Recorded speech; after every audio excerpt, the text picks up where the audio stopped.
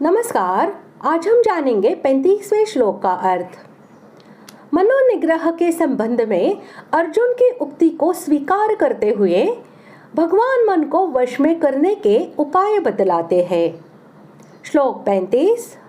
श्री भगवान उवाच असंशयं महाबाहो मनो दुर्निग्रहेण चलम् अभ्यासेन तु कौन्तेय वैराग्येण च गृह्यते।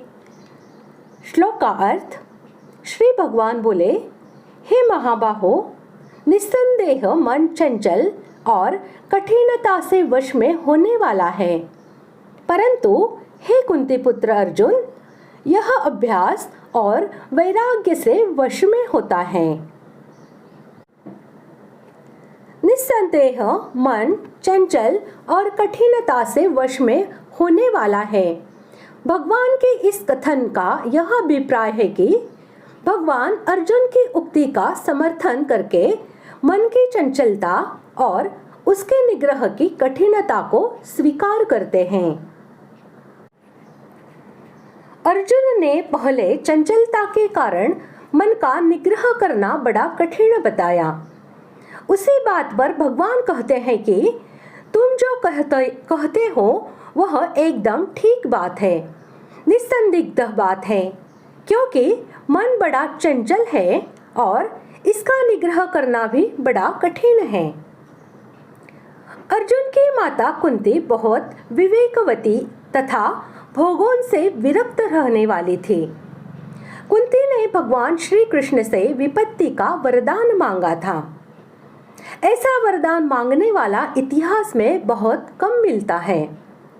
अतः यहाँ कौन्तेय संबोधन देकर भगवान अर्जुन को कुंती माता की याद दिलाते हैं कि जैसे तुम्हारी माता कुंती बड़ी विरक्त है, ऐसे ही तुम भी संसार से विरक्त होकर परमात्मा में लगो, अर्थात मन को संसार से हटाकर परमात्मा में लगाओ। यद्यपि मन का वश में होना बड़ा कठिन है, परंतु अभ्यास और वैराग्य से यह सहज ही वश में हो सकता है। यही दिखलाने और आश्वासन देने के लिए तू का प्रयोग किया गया है। मन को किसी लक्ष्य विषय में तदाकार करने के लिए उसे अन्य विषयों से खींच कर बार बार उस विषय में लगाने के लिए किए जाने वाले प्रयत्न का नाम ही अभ्यास है। यह प्रसंग परमात्मा में मन लगाने का है, इसलिए परमात्मा को अपना लक्ष्य बनाकर चित्तवृत्तियों के प्रवाह को बार बार उन्हीं की ओर लगाने का प्रयत्न करना यहाँ अभ्यास है। इस लोक और परलोक के संपूर्ण पदार्थों में से जब आसक्ति और समस्त कामनाओं का पूर्णतया नाश हो जाता है, तब उसे वैराग्य कहते हैं। वैराग्यवान पुरुष के चित्त में सुख या दुख दोनों ही से कोई विशेष विकार नहीं होता।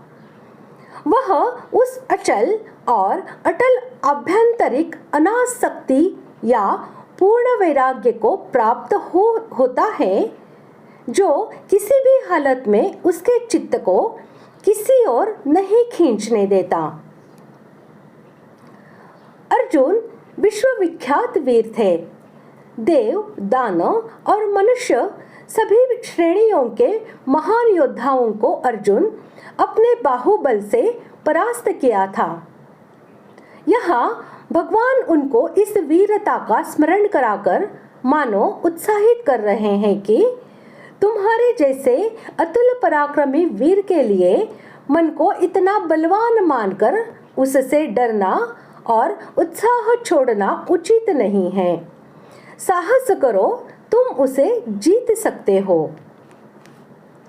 इस प्रकार आज हमने 35वें श्लोक का अर्थ जान लिया है। अगले भाग में जानते हैं 36वें श्लोक का अर्थ। धन्यवाद।